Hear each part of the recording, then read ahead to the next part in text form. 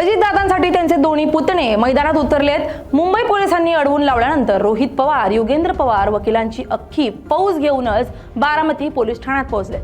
अजित पवारांच्या विमान अपघाताबाबत सखोल चौकशी व्हावी, VSR कंपनी आणि संबंधित अधिकाऱ्यांवरती कडक कारवाई करण्यात यावी, यासाठी शरद पवारांच्या पक्षाचे आमदार रोहित पवार आणि युगेंद्र पवार यांनी आक्रमक भूमिका घेतली आहे। काल रोहित पवारांनी मरीन ड्राईव्ह पोलीस ठाण्यात पत्र दिलं, त्याचबरोबर कडक कारवाई करण्याची मागणीही केली।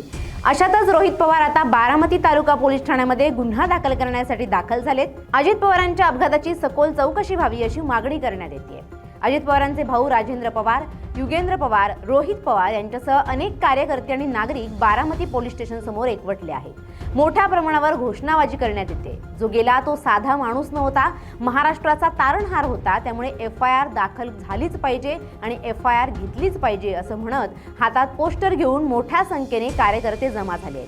यापूर्वी मुंबईमध्ये पोलिसांनी तक्रार घेण्यास नकार दिल्याने रोहित पवार आक्रमक झाले होते। त्यांनी अजित पवारांच्या अपघातात घातपात झाल्याची शंका वारंवार व्यक्त केली असून या प्रकरणी सखोल चौकशीची मागणी लावून धरली आहे। बारामती पोलीस स्टेशन बाहेर मोठ्या संख्येने अजित पवार समर्थकांची गर्दी झाली आहे। कार्यकर्त्यांनी जोरदार घोषणाबाजी करत रोहित पवार आणि युगेंद्र पवार यांना पाठिंबा दिला आहे। रोहित पवार आणि त्यांचे सर्व सहकारी मिळून जी काही मागणी करायची ती करतील, पण सर्वसाधारणपणे बारामती आणि संपूर्ण महाराष्ट्रातील लोकांना जो मोकळेपणा पाहिजे, याबाबतची माहिती पाहिजे, ती मिळत नसल्याने लोकांना या शंका जास्त येत आहेत असं राजेंद्र पवार यांनी म्हटलंय। तर रोहित पवार यांच्या पाठिंब्यासाठी जमलेल्या अनेक समर्थकांनी आणि कार्यकर्त्यांनी बोलताना म्हटलंय की अनेक शक्ती हा गुन्हा दाखल करू देत नाहीत, म्हणून आम्ही बारामतीकर मोठ्या संख्येने हा गुन्हा दाखल करून घ्यावा यासाठी येथे जमलो आहोत। आम्हाला घातपात वाटतोय, कारण त्यांच्याकडून जे काही सांगण्यात येत आहे, ब्लॅक बॉक्स जळाला वगैरे वगैरे, या गोष्टी संशयास्पद वाटत आहेत। आम्हाला हा घातपात असल्याचं जाणवतंय असंही पुढे काही समर्थकांनी म्हटलंय। अजित पवारांच्या अपघाती निधनानंतर आमदार रोहित पवार यांनी आक्रमक भूमिका घेत या प्रकरणाचा तपास व्हावा आणि संबंधित कंपन्या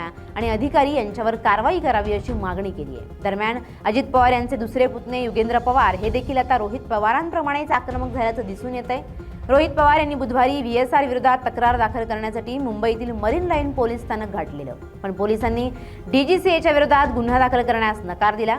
तर प्रकरणाचा तपास करून योग्य ती कार्यवाही करू असं आश्वासन मुंबई पोलिसांनी रोहित पवारांना दिलेलं।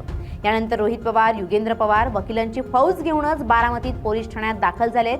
दरम्यान रोहित पवार आणि युगेंद्र पवारांच्या समर्थनार्थ बारामती पोलीस ठाण्याबाहेर मोठी गर्दी जमा झाली आहे। समर्थकांनी बारामती तालुका पोलीस स्टेशन बाहेर जोरदार घोषणाबाजी देखील केली आहे। या सर्व गदारोळानंतर आता पुढे काय घडणार, पोलीस तक्रार करून घेणार का, याकडे सर्वांचं लक्ष लागलंय।